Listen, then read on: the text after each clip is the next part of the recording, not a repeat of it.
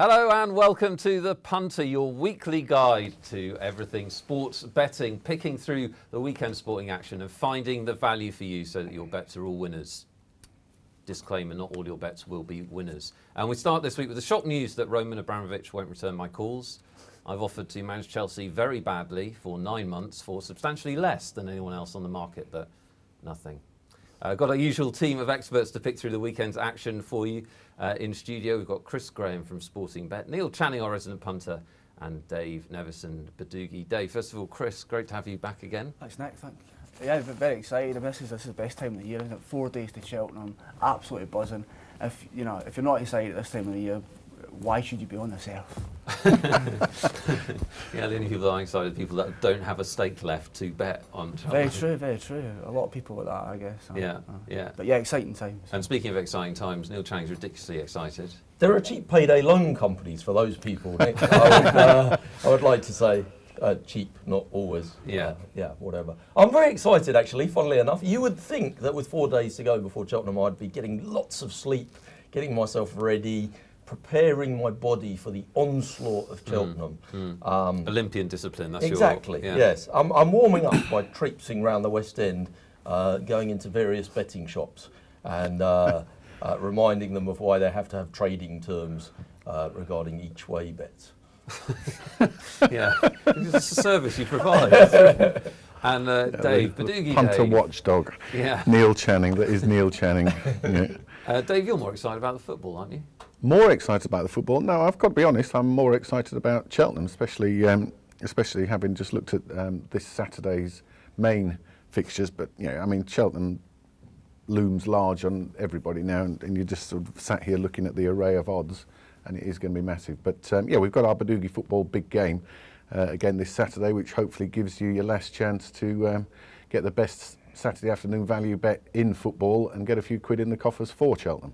Absolutely. Well, we'll come on to that. Now, I need to point you your viewing the way of our Cheltenham special. We're going to do an hour-long Cheltenham preview. So there'll just be a little bit of horse racing in this show, but it will give you a full hour of punter goodness on Cheltenham. But first of all, a little bit of football from this week, and that was the main sporting action was in Europe. So I think we'll start there. And the Europa League, Chris, both Manchester clubs getting beaten. Probably not a ton of money on both Manchester clubs getting beaten. Not at all. A good night for the bookmakers, definitely. But the English Premier League's taking an absolute kicking here, isn't it? Let's be honest. It is. Is this really the best league in the world that we've been brought up to believe? Champions League, Chelsea will probably get knocked out of that. No teams left in the last 8.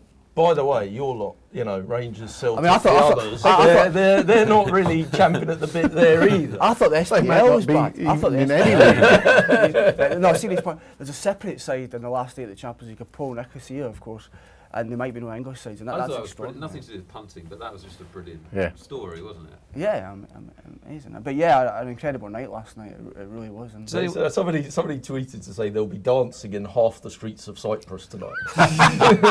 Very good. Political satire. Yeah. Does anyone know what price they would have been to get this far at the start?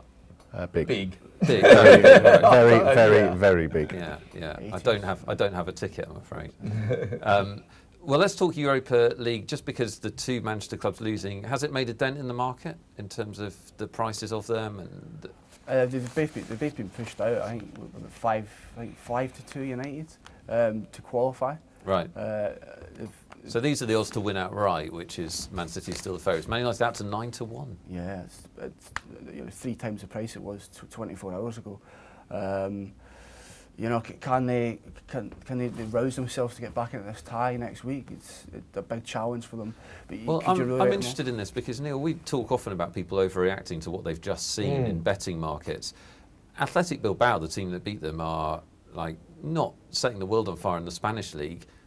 Is 9-1 to win it outright and over? Yeah, but the problem with this one is that if it had been the other way round and Athletic Bilbao had a bad match against Man United, yes, there'd be an overreaction, but because this is Man United and we're in England and the bookies that we're dealing with are English, it's more likely that people are going to pile on and back Man U at 5-2 to qualify than they're going to be rushing into a betting shop to try and spell the words Athletic Bilbao on a ticket and to place a bet at 2-7 or 1-3 to qualify. So you're right, often in these situations there is a big overreaction, but when it's an English team that goes behind, I'm pretty sure the bookies took a fair few quid on Arsenal at 25-1 to get through this week, and that would have been a disaster result for them. So this will probably be a similar situation.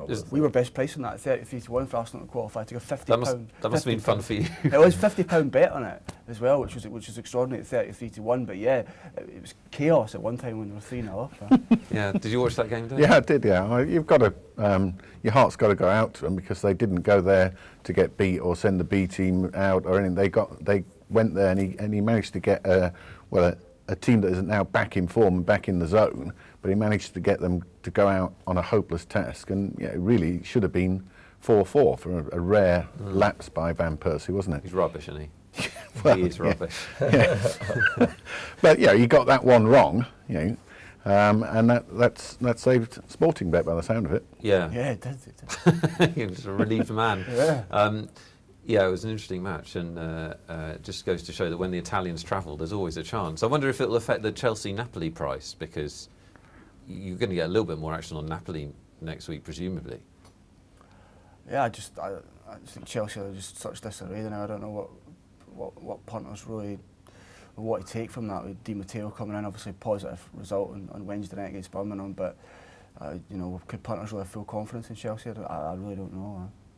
I know, I certainly wouldn't. No, you wouldn't? You don't trust them? It's just, you start looking at Chelsea next year when something actually has happened, when either the old guard of players are gone, the new manager, if there is one coming in. I mean, I think that's massively interesting, the new manager, because there just don't seem to be any options. No one's putting themselves forward. Yeah, it's odd, isn't it? It's I odd mean, how people don't want to go and get trashed and have their reputation destroyed and then be fired. Why don't people want to do that? Yeah, and there is a betting market, right, on the next manager for Chelsea? There must be. Yeah, I mean, Mourinho is the big mover here. He's at 11-2 with us. When Villas-Boas got sacked, he's into 74 now in a place. Rumours about Benitez, we've been hearing for a while, he will come in on a short-term basis. I heard that he'd already turned it down. I thought that happened a couple of weeks ago, but I don't know if that's true. Compared with the England market that we were talking about the other week, though, this would be quite a light betting market. I mean, when we're seeing 11-2 into 7-4, this is I don't know about what your firm's experiencing, Chris, but it's a lot less money we're talking about, isn't it, to see a move like that? It's much more likely that people are going to move on press speculation and rumour and stories coming out than on actual big bucks going down. I would agree with that, yeah, definitely. I think this is just to fill column inches in the sports pages, isn't it, rather than to actually generate money. What's the biggest bet you guys have taken on it, would you know? To be honest, about 500 quid. I mean, that's reasonable. I'm not having a go, but I mean, I don't think the punters are like rolling up to have thousands on it. I don't think they could be allowed. To be honest. Right. I suppose Joachim Low is quite interesting. Again, rumours that he was meeting with Abramovich a couple of days ago. He's 9-1 there. Yeah, but not a huge market. But the England manager market still isn't resolved. And Dave, rumours this week that the racing certainty that is Harry Redknapp, well, Spurs don't want him to leave, right? Well, I think they're negotiating as we speak. When what I heard on the radio coming in, Spurs have opened negotiations about contracts with Harry Redknapp. So presumably that isn't to terminate it; that's to get him to sign a new one. Hasn't impacted the price. He's still 7-1 on. Presumably the bookies have quite a big exposure to that now. There must have been a decent amount of money now. I think the day everything happened, his price changed massively when he got acquitted from court, and Capello left that same day. I think there was a huge move then, and money came then. I think it went from 5-2 to 2-5 really within an hour. But it's a really difficult market now. It's almost dead at the moment. Yeah, it's been a bit dead, hasn't it? It's the kind of thing where you take a lot of bets when it's in the press for the few days afterwards, and nobody's really betting on it right now. It's interesting. I don't think the FA have done anything. I don't think they've approached him. They haven't approached Spurs, and I mean, perhaps it's just an interesting market because it's perhaps a bit more open than that would suggest. But the thing is, they haven't taken any money on anyone else, so they've got to make sure they don't take any more on Redknapp. I would have thought, unless there's a big story comes out about someone else on that list, and then at least they've got another one running for them, and they might ease up a bit on Harry. But I can't imagine they want to take any more because the book's already only got one runner in it anyway. Yeah. Okay, that just wraps up what's happened this week in the football world. We're going to get to this weekend's football and the televised games after this break.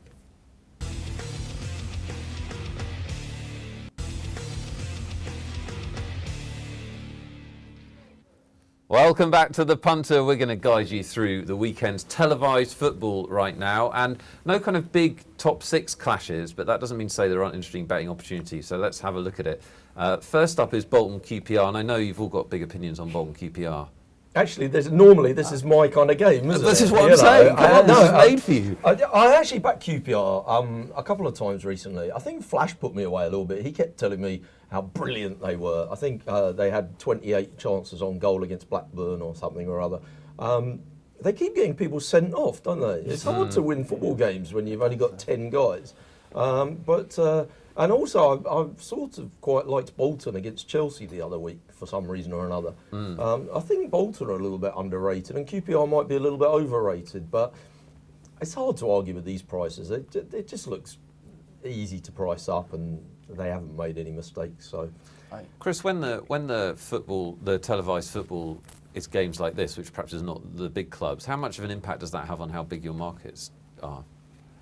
What, in terms of turnover? Yeah, just how much less action do you get with smaller? I'd say about teams? 30 to 40%. Okay. If big teams because we're a big European business, and Bolton and QPR don't have the quite say je ne sais quoi as say Manchester United and Liverpool in countries like Hungary. But that was a random country. This is not big. This game is not big in Hungary. Don't you think though, Chris, the time that the game's on is almost as important as who the teams are? Like, if they put this at 4 o'clock on a Sunday and they put I don't know, we'd all go to Bluewater Arsenal shopping. versus Norwich or something at 12:45 on a Saturday, even though Arsenal are more sexy than either QPR or Bolton. I think if this was 4 o'clock on a Sunday, people would bet on it. Basically. Yeah, I think the time has an effect, definitely. But I still think it's the brand, if you like, of the big clubs that has the big impact. I am QPR here. I think either John will bet or take them on. This for me is the look at a boxing match between two weary fighters in the 11th round. So both teams really struggling, but Cece's back for QPR. Bolton awful at home, the worst at home team in the Premier League this season, and I just think QPR need to win this because it's the last game they're playing against bottom six sides. They must win this game, and I think they'll definitely. Is it their last game against bottom six side? Yes, wow, that doesn't bode well, does it? You need to pick 3 points. On that subject, a good judge, a guy called Alex Deacon. I was having a conversation with him a week ago, and he says the only bet, he's a football judge, has been years for the Racing and Football Outlook. I don't know whether he still is, but he's the geek's geek. Right. And he just says the only bet he ever comes up with in the Premiership every Saturday is to have more on QPR to get relegated, because he said people go with this Mark Hughes thing, they're losing their discipline, there's nothing changed in his view. So I'm going to have to go against the guys here and say I'm with Bolton. Yeah. All right, well, let's talk to our other resident pundit. Flash, are you with us? I am. Are you well, boys? Yeah, good. We're very well. Good. We're very well. How are you? Yeah, I'm all right. Doing okay. Good. Bolton QPR, you've talked up QPR a couple of times recently. What's your view on them now? Has it changed? Well, yeah, I mean, last week it had changed because I just know that they had good jigsaw pieces, but none of them stuck together. I think discipline was obviously a problem, and they've chalked the chalk, but they've not walked the walk. So for me, I've left them well alone, and I think they could get beat again this weekend. So would you go so far as to back Bolton, or is just a little fancy?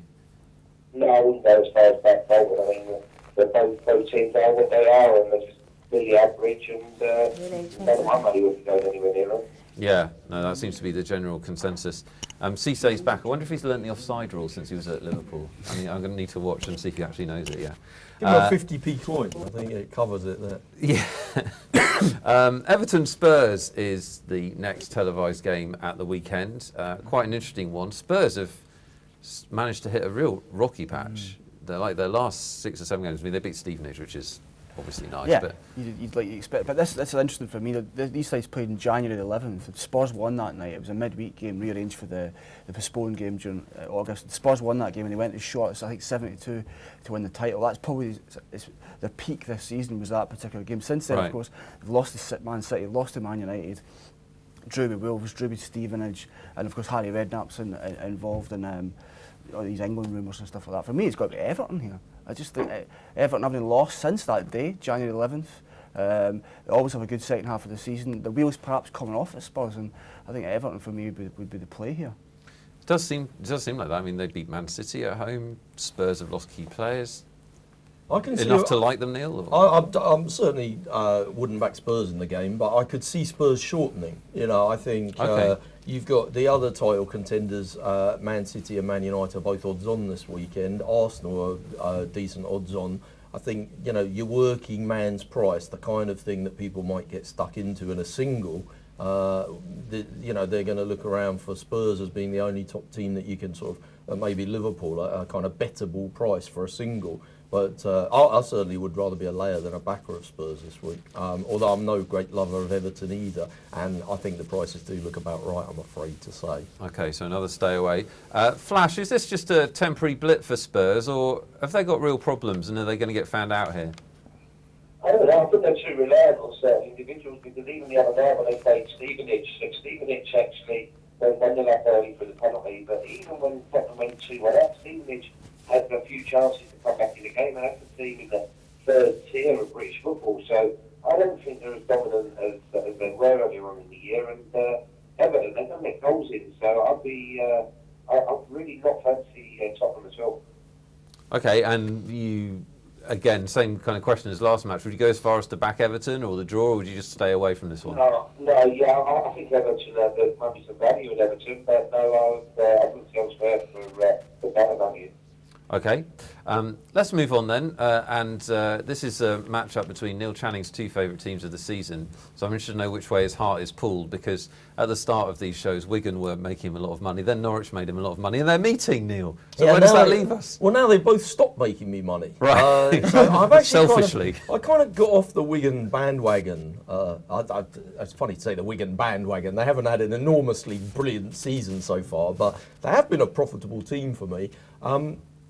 Where I have made money on these teams is backing them away from home at decent prices, 4-1 to play other moderate mid-table kind of clubs. So I guess on that basis, if I was to have a bet, I should probably look at Wigan at 3-1 rather than consider rowing into Norwich at odds on. Norwich were really disappointing last week. I was really sad that they couldn't get anything last week. It's the first time they hadn't scored for ages. And obviously the FA Cup as well was a bit disappointing against Leicester. So it's possible the wheels are coming off for Norwich a little bit, and I wouldn't want to touch them at odds on. I mean, I think, like with Norwich, you're just seeing a bit of reversion to the mean. Chris, if you'd have looked at this fixture at the start of the season in March, you said, well, this will be a relegation six-pointer, nailed on, and it's not. It's not, and the odds would be probably 6-4 each of the two, you know. Norwich lost 2 games in a row in the Premier League after their defeat last weekend. It's the first time that's happened since November. Is there a case here for saying that perhaps the wheels are coming off? Wigan, again, they need to win this. They're seriously in trouble. The blonde one, she's a bit of a bit loose. Yeah. It wasn't one of the main women. I always think they're too big a price, but probably why they're bottom of the league. Well, it's interesting what you said, Nick. That line that you came out with, their regression to the mean, that is what assessing football teams over a period of time is all about. You know, I used to work with one of the spread companies, and we would start the season a story with the guy that's the main on character how many points each team would get in the Premier Yeah, she was doing a lot of that. Yeah, she's kind of taking with them at one point. They're in for on the season, and you have to reassess according to what they just did. And so the dichotomy and the internal conundrum was always, do we go back to the original thought we had about this team, or do we change according to what just happened? And that's basically the essence of pricing up football. With Norwich, I felt that people were very slow to realise that they're actually having a damn good season. Right. It's possible that they've just realised that now, and when they've just realised it, that's time to get off of it. And maybe it might be in this kind of fixture that you should abandon that and feel like they have corrected. Dave, this part of this show is, you know, to kind of help punters at home understand how to make money punting a little bit better. Yeah. What Neil said there, that's a I fascinating thing to try and juggle with, isn't it? The one thing is clear in betting on any vehicle, sport, whatever. If you do what everyone else is doing, you will not make any money. Yeah. So, then it becomes an issue of timing.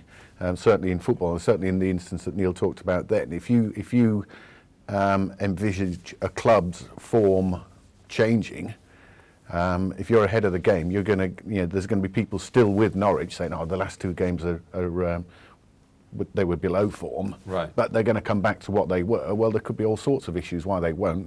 They've probably not got the strength in depth squad-wise. They'll have picked up injuries and players will be getting jaded.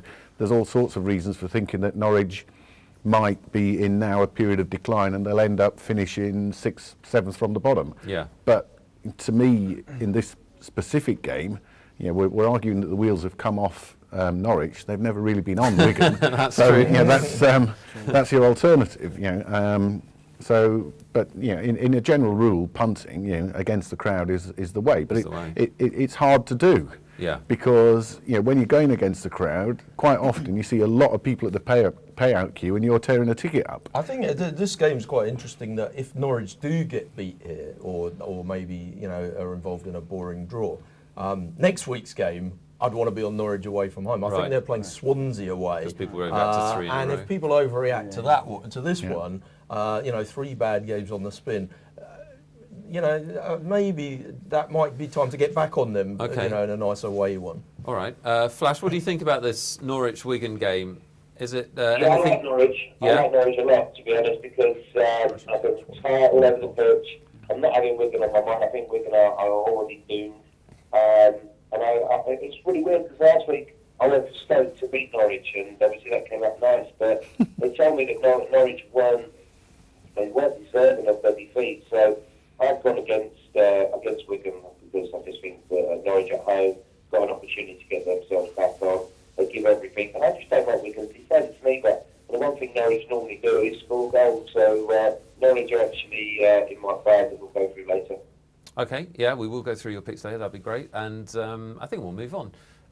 Arsenal-Newcastle is the Monday night game. And talking, Neil, about teams that you've had to reassess since the start of the season, again, people would have had Newcastle on perhaps 50 points for the season, or maybe a little bit less, but that's had to change. Well, yeah, they're a difficult one, though, because, the punters did keep thinking they're going to regress to the mean. I can remember very early in the season when they were second or third in the league and people were still backing them for relegation, you know.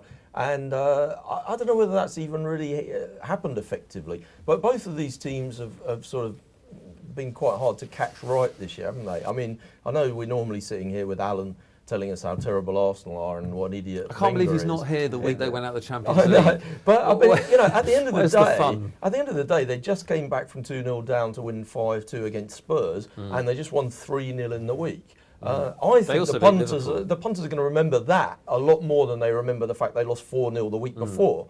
And that's why they were in that problem of having to win 3-0, well, 4-0 this week that they didn't manage. I couldn't back Arsenal at 9-4 on in this game. That seems a crazy price to me. I don't know whether I'd be rushing to back Newcastle either, but I'll probably be a layer of Arsenal. I'd imagine, as it's a Monday night game, people will do the normal thing that they do. They'll take a look at it and say, I don't fancy betting 9-4 on in a single. I'll back Arsenal half-time, full-time, and I'll end up trying to back the draw at half-time or lay Arsenal to win the first half, because that will seem to be the opposite of what the crowd are doing. Right. Chris, what do you think about this game? I think the match price is quite unattractive. I agree with Neil. I could never back Arsenal at that price.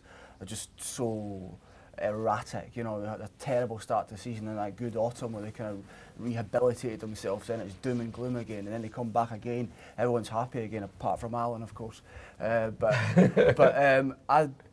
think under 2.5 here for me. I think Newcastle will come to defend. They got humiliated against Spurs back in early February. They want to put up a good show here, show that they belong in this kind of brethren. And I think under 2.5. It's not a game I'm tremendously excited about. Yeah. Flash, are you tremendously excited about this game?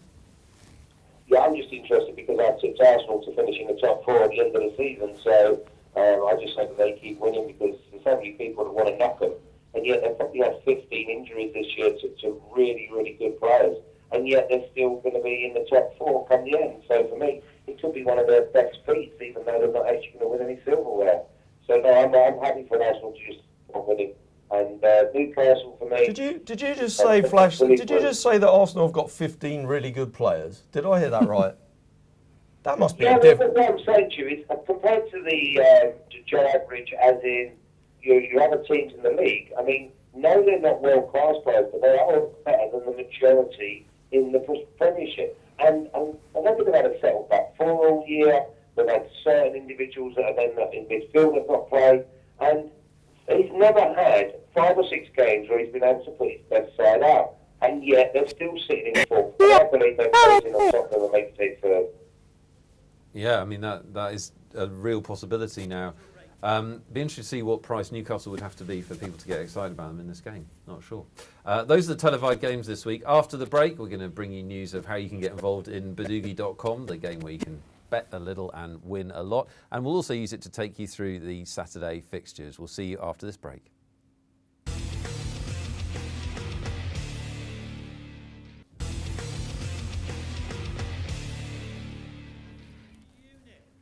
Welcome back to the Punter, taking you through the weekend sporting action, giving you all the bets that you need. Now, if you haven't already got involved in Bodugi.com, you're going to want to. It's the football betting game where you can bet a little bit and win a lot. It's the world's first social media betting website. Let's check it out.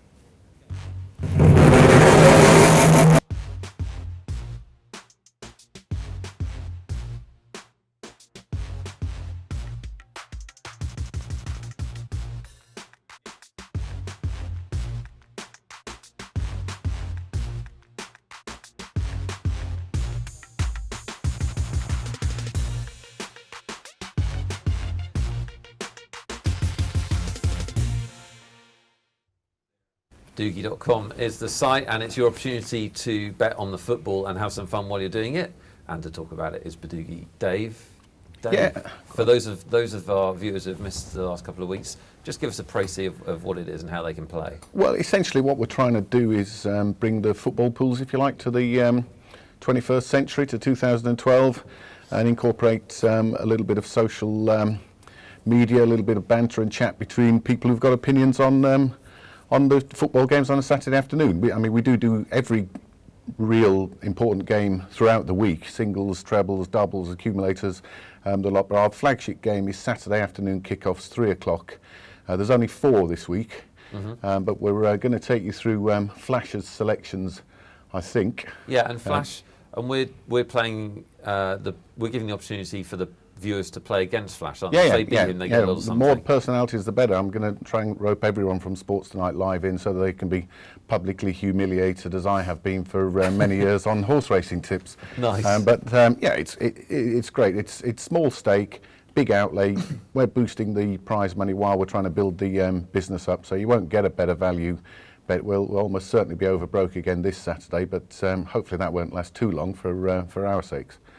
Okay, so players pick the result and they also pick the goal scorers. Flash, how did you get on last week? I think I beat Parry and I beat the rest of them in the Sports Tonight. No, you did. Sunday was really good at one stage because obviously Arsenal to win 3-2, which was really going well, and then I knew that there was going to be more goals in it. So average at best, I would say, but I beat the other people around me. Okay, well, let's get into your picks for this week, and then the players at home can see what they've got to go up against.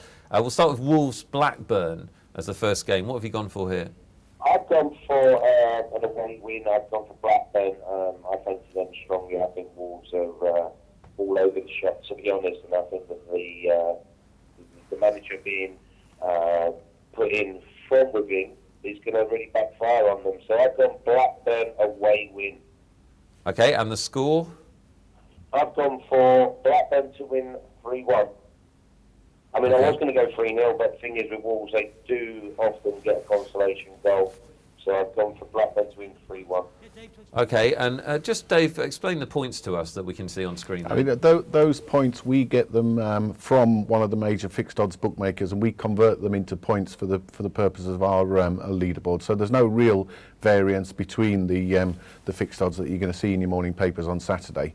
They're just converted into decimals. Okay, pretty straightforward to follow, isn't it? Flash, pick your goal scorers for us. Well, my goal scorers are, obviously, if you're going to go for Blackburn and you want goals, you've got to go for Yakubu. Yeah. Because also you get a bonus if he scores more than one goal, so then it starts doubling and trebling up. So I've gone for Yakubu as scorer 1. Yep. Scorer 2, I've gone for Steve Fletcher of Wolves, because if Wolves score, normally it's him. Yeah. And my scorer 3 is a Blackburn, David Hoylett. David Hoylett, a.k.a. Junior. Okay, good stuff. That's Wolves-Blackburn. The next game is Villa at home to Fulham. Not sure I'd pay to sit through this one, but you can you can win money on it and you can win points on it. So, Flash, what have you gone for here? Again, I've gone for away win. I think Fulham they're full of confidence. They're going well. They've got goal scorers throughout the team. So, yeah, I've gone for Fulham away win. Okay, and the score? I've gone for 2-1, and I don't even know why I've really gone for that, because That's the spirit. They're absolutely shocking at the minute, but for some reason I get close and then there's a consolation goal that kills me late on. So I go from 0 to 0 in the matter of seconds. Covering yourself for consolation goals, I like it. And who's going to score in this game, Flash? Well, you can't go past Progovnik. The goal machine. He's got 5 in 3 games. So Okay. I've definitely gone for him, the big Russian. He's actually got 5 in 5 efforts on goal. It's amazing. Amazing run he's on. And who else? I've gone for Musa Dembele. He's quality. I Do really you like want. him? Yeah, I really want Liverpool to buy him. I think he's fantastic. There's a bit of And man love there, Nick. a little bit of a man crush, a little bit of a football crush on him. He's absolutely top class, I think. And are you gone for no scorer as well? Yeah, so this is where the contradiction comes from, because I just feel it will be really, really tight until Fulham score, if they score. So I've just covered myself with no goal scorer, because also I like to see myself at the top. So after 2 minutes of the game, I will have points. So, Dave, that's just an option on every game. Yeah, They can pick no goal scorer. I mean, there's always one guy every week in our big game who puts 0-0 no goal scorer for all the games. So he's at the top. He's at the top when they as soon kick as off. kick-off, because we've got an as it stands leaderboard. So he has his moment of glory every week. I'm tell sure you that's what, why he I'll does tell you what it. he should There's going to be do. one really dull Saturday This where is he a really cops. good idea, Dave. I should enter as Black Belt Poker Yeah, and then you go can help. 0-0 no goal scorer every game. And Black I'll Belt be Poker, there yeah, at absolutely. the top advertising my business. Sporting odds can enter as sporting What odds and do the what a same. brilliant idea. Other So, poker there you go. sites are available. The next game, Flash, is Chelsea-Stoke. Chelsea at home, and you've got reservations. Yeah, I've gone for a draw there. I mean, I don't think that Chelsea beating Birmingham the other night doesn't cut any ice for me, to be honest. And if you remember, Stoke versus Chelsea, third game of the season, is where the people start questioning AB's first game. I think the last team that Di Matteo would want to be playing against is Stoke. So I've gone for a draw. Okay, and what kind of draw, goal scoring wise? Well, I've Correct gone score-wise? for 1-1. Uh-huh. And I just think it might be Stoke who take the lead and Chelsea get one back. But again, I've gone for 1-1, the correct score. My goal scorers are Ivanovic, Yeah. just because you get bundles and bundles of points. I'm better off having Ivanovic than Perez or any of the others. Also, I've gone for Gary Cahill. Again, these boys, they do get on the end of crosses and corners and free kicks. So I like Gary Cahill as well. Okay. And just my little insurance policy, I went to go compare. No goal scorer. No goal scorer again. And if you're watching at home and you think you know better, then get on Bodugi.com and play, because if you beat Flash, you get a little bit of a free bonus, as well as bragging rights. Yeah, what we're doing is just to make it even more of a lost leader for us. Anyone who finishes Saturday afternoon ahead of Flash on the leaderboard, they get a free roll for the next game, so they get their money back as an incentive as well. Okay, and that's a lot of people that you're. Well, it has been, yeah, but he redeemed himself last week. But he was 98th the week before, and I'm not going to let him forget that. That's for certain. Yeah, Flash he's been tough to beat, though. I think. Sunderland Liverpool is the last one. Flash, tell us about this. Yeah, again I've gone draw. I couldn't pick it. I mean, Liverpool, yes, they're better away from home. But Sunderland, they're better at home. It just seems to me that it's a massive stalemate. This Liverpool struggling to score goals. So I'm surprised I've gone draw here as well. And you're backing it out by going 0-0 draw. Oh yeah, I mean, honestly, I'm sitting here. I was watching the paint dry while this game goes on. Yeah. So I've gone for 0-0 as well.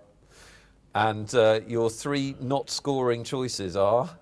Yeah, I wanted to go for 3 no-goal scorers, but you're not allowed to do that. So I've obviously my scorer 1 is no-goal scorer. Yeah. And then I've obviously looked for value that Martin Skirtle, he gets his head on things again, a lot like Ivanovic and Cahill. He's very dangerous from corners. Yeah.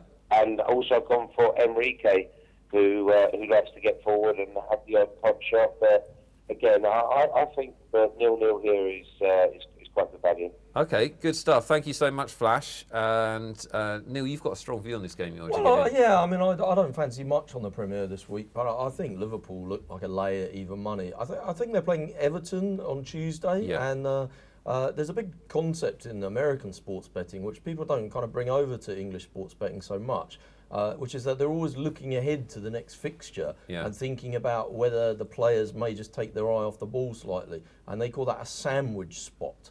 And this looks like an ideal sandwich spot to be a layer of Liverpool. I think Sunderland away is actually quite a tough game. Liverpool not really scoring too many. You're doing your money if you back Liverpool at short prices this year. I'd definitely be a layer of Liverpool. I don't know whether I can quite bring myself to back Sunderland, but I might do both. Yeah, okay. So Charles, you back in a 0-0 there then? I wouldn't put you off the 0-0. Definitely, Flash. Yeah, I'm with you on that. No, I don't like you being with me on that.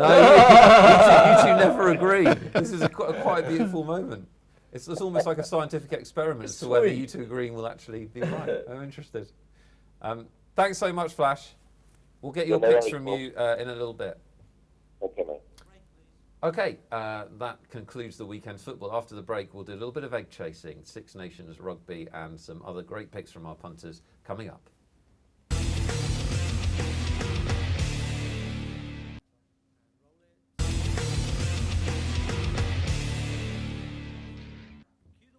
Welcome back to the Punter and tragically the last part of today's show. We've got lots still to do though. The Six Nations is happening. We're going to take a look at the Masters, which is coming up, and also get our punters' picks this week. So we'll start off with the rugby. And Six Nations is full sway now. Do we know enough about these teams to be confident in our picks?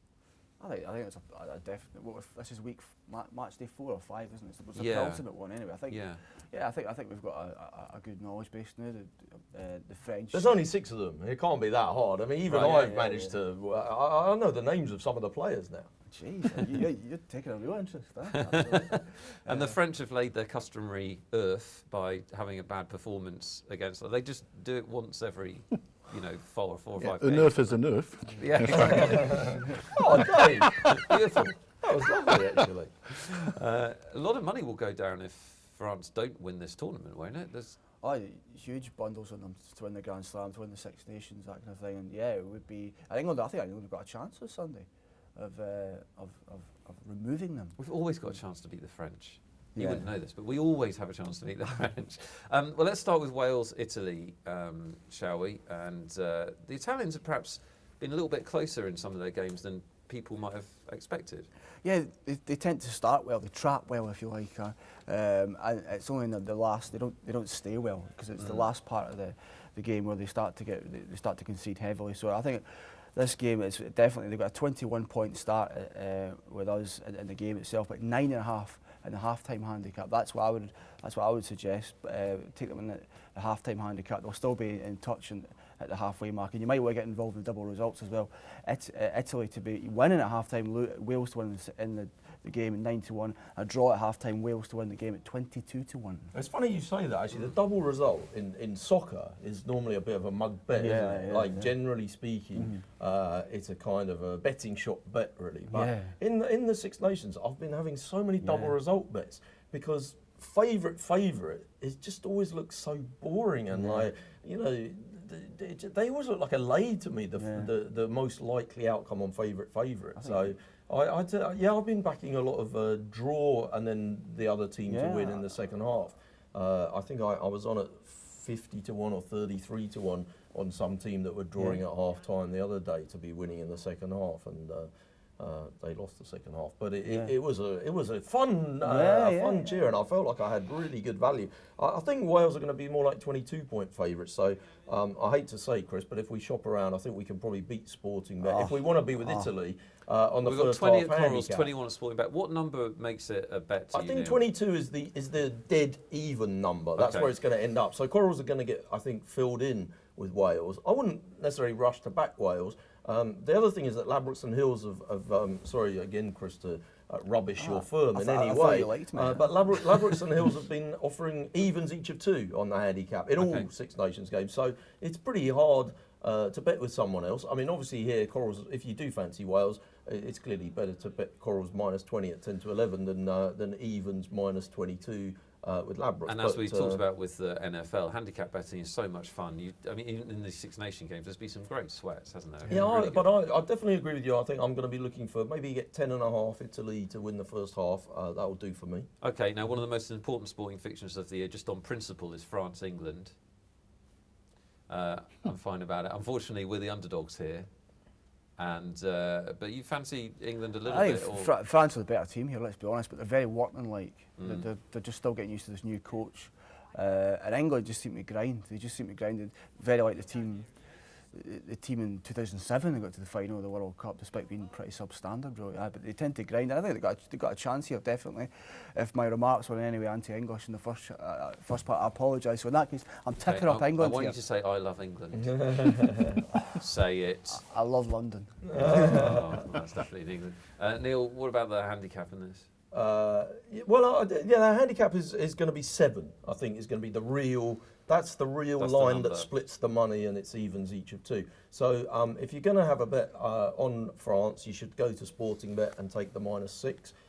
There you go, Chris. I gave you some G up there. I mean, I tend to agree with Chris. England, it's kind of funny because in most sporting events, generally, not just rugby, anything, if England are playing, you can guarantee that there's value to be opposing England. In rugby, it seems to be such a perceived wisdom thing that England are rubbish, and people are falling over themselves to bet the other side.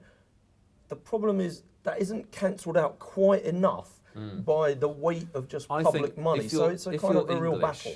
And you back France to beat England, you should have to pay some sort of tax, because that is borderline immoral. I think my lean in this game would be to go for under the points. I think the French have a really good defence. England are going to struggle. Yeah. I think I'd lay the first score to be an England try. I think England, the first score will probably be a penalty in this game, probably somewhere in the region of 72% of the time. And you can probably lay England's first score to be a try at like 8-1. Okay. There's a nice 8-1 on winner for you. I thought it was 71%, but I'm not going to split the difference with you. Okay, the last game, which, talking off air, I know you both have a strong view on, so listen up for a good tip. This is Ireland-Scotland. Scotland in the handicap, +8 with us. They've never lost. They've only lost once by more than 6 points in the last year. That was against Wales earlier in the Six Nations. But the players sin-binned in that game, so they were weak. If you took 10 minutes of play out of that game, which was basically the period around the sin bin, they'd have won the game. They played brilliantly in that game. There's a difference here in the handicap. Sportingbet is an 8-point spread, and Corals is 10. I don't know. Corals are quite punchy this week. I was going to give us a tip, getting 9 with Ladbrokes at even money. I hadn't actually seen the Corals prices. To be honest, I tend to disregard this firm. It's okay if you want to have £11 on. It's difficult if you want to have £1,000. Neil Channing's views do not represent the views of Sports Tonight or anything. I did see a tweet actually. So just clarify that. Why is Scotland a good bet? Because they don't lose by this many points very often, and Ireland perhaps a little bit overrated coming off the French game. Yeah, I think that, and I think Scotland are good defensively. Can I say defensively, or is that a bit American football? Say what you like. You've said far worse already. Sorry about that. Never a quarrel. No, sir, we don't want your bet.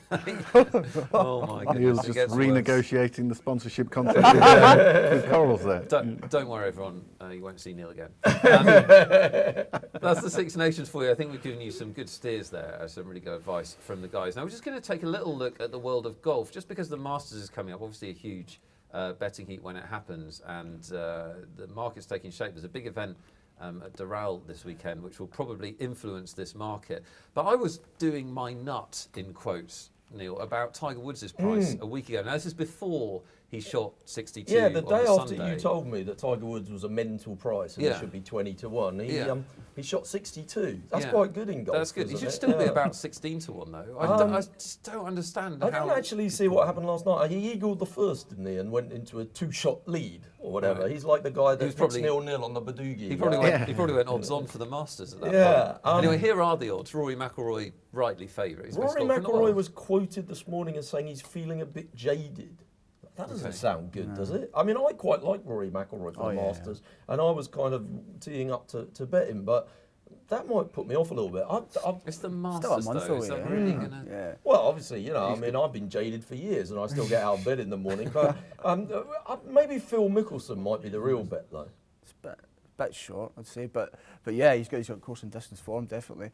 I think Woods is so short because people just want to back him. People just want to see this guy back to where he was 10 years ago.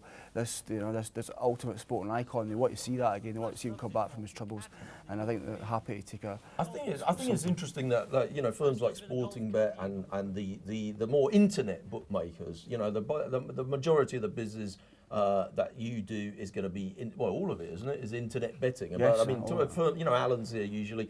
Blue Square, they're doing mostly internet, not too much telephone. If you're Ladbrokes, you're 4-1 Tiger Woods because you've got betting shops. Yeah, exactly. And betting shops means the man in the pub just having a tenner on, and you can go 4-1 because that's what they want to back. Tiger Woods, haven't even heard of Adam Scott or Charles Schwartz, or even they want it. Last year. Yeah, they don't have video games after all. Flash, you like a bit of golf. Any early view on the Masters and Tiger Woods' price? Well, obviously, I'm a massive Tiger fan, and obviously him hitting 62 last week. He came back with a level past 72 yesterday in the Blue Monster, but he does look a lot more balanced in his head as well as with the golf club in his hand. I must agree with whoever said Phil Mickelson because again he is course and distance, and he has already won this year. That's twice you've agreed with me tonight, Flash, so far. I know, and it's still gone wrong, Channers, or I've got no opinion and I'm just using yours. Now, the other boys, I mean, you've got Martin Keimer, who's world number 4, never made the cut at Augusta, but he's been, the whole of this winter, he's been trying to draw the ball. So, I mean, again, we'd like to see him go well. You can have your normal people, but I think each way, top 5, Tiger Woods, Phil Mickelson, they're all going to give you a run for your money, and you may even be able to pick up maybe 2 or 3 of them in the final 5.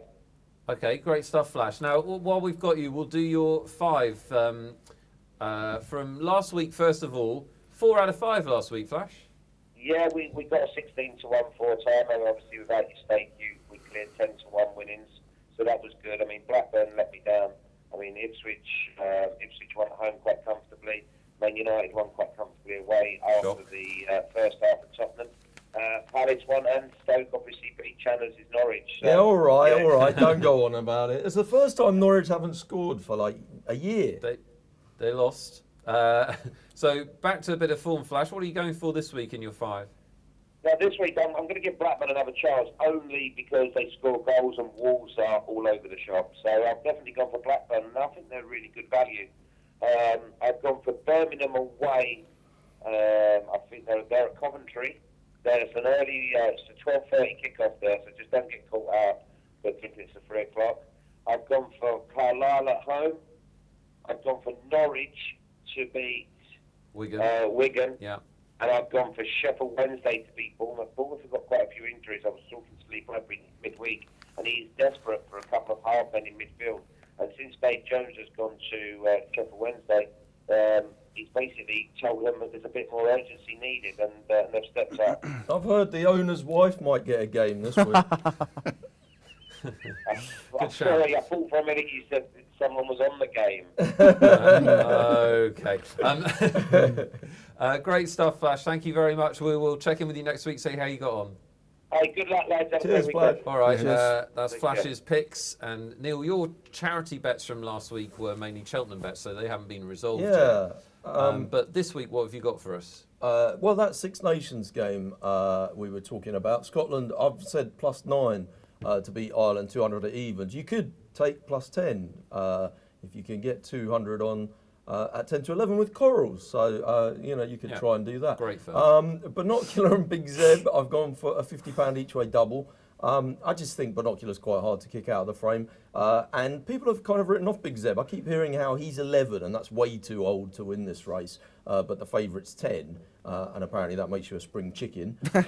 Q card each way and Manora each way. Pretty ridiculous. I backed Alpha off last week each way in the Arkle. Now I'm backing Q card each way and Manora each way. I can tell you there'll only be 6 runners in that race. I quite like backing horses each way when there's 6 runners, first 3 a quarter. You almost got the entire field. Chris, give us a tip or a special, because you're not going to be with us for our Cheltenham preview. Have you got a Cheltenham bet? I think I know who's going to win the Gold Cup. It's Sportingport. I really feel it. Run well in its combat race. I've always liked this horse, massively underrated. You can get about 8 to 1 in him. He beat Long Run at the festival 2 years ago, lest we forget that. He's got the right profile for me. He'd take on a weak top 2 in a weak race. Right, and that's not a Scottish horse, is it? No, it's not. No, you see, open-minded. Yeah. Dave, any particular standouts at Cheltenham for you, or anything else? No standouts other than that. I actually believe the returning champions. I think, to me, I'm of the view that Long Run's past the post as well. But I think the only horse you're backing really is Sizing Europe. If that goes down, then you've got. I think the others are past the post. I was with a few of Alan King's owners last night until the early hours of this morning, and Hold On Julio, and in particular this horse in the Fred Winter, Vendor became. They were certainties at 8 o'clock. They were absolutely nailed on by 2 o'clock in the morning. What about Grametti, though? Grametti, it just seems a bit of an enigma. To me, he's not good enough. Then there's the spread plate and everything like that. I think he'll turn up. He'll get there. But I still don't think he's good enough. Okay, great stuff. If you like that and you want a bit more, we've got an entire hour of Cheltenham Festival goodness for you, punter style. So don't have a bet without watching that. In the meantime, that's all we've got for this week. My big thanks to Flash, Chris, Neil and Bodugi. Dave, have fun this weekend, whatever you're betting on, and we'll be back next week with more punting.